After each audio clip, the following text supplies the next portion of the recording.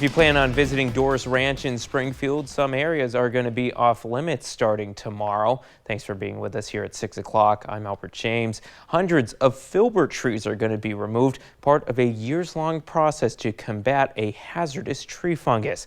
KEZI 9 News reporter Noah Chavez walks us through the last phase of this process and what it means for the future of the popular park. These Filbert orchards are taking in their last Oregon rainfall.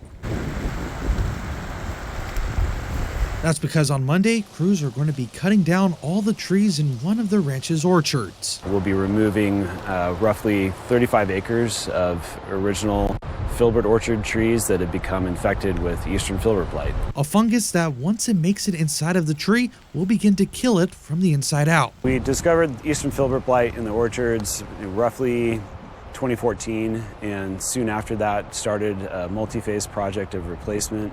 We've done 2 phases now, the first one in 2016, 2017, and then second phase in 2022. Once the trees are completely removed, crews will begin to replant blight-resistant trees.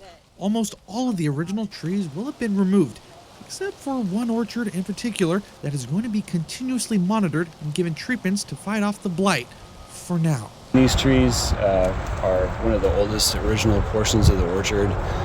They will be retained for as long as we can keep them growing as a representation of the original spacing. The important thing to remember for us is that Dorris Ranch, and the orchards in particular, are a National Historic District. And so we are obligated to maintain and retain them as a functioning Filbert orchard over time. Willamalane officials say it's best to expect that sections of Dorris Ranch are going to be closed for a few weeks, as some heavy machinery are going to be stored in the orchard section right behind me. Everyone is asked to stay as far away as possible. So we're expecting the removal work will take roughly 3 to 4 weeks, depending on the weather and other factors. After that, we'll begin replanting later this winter, probably January and February.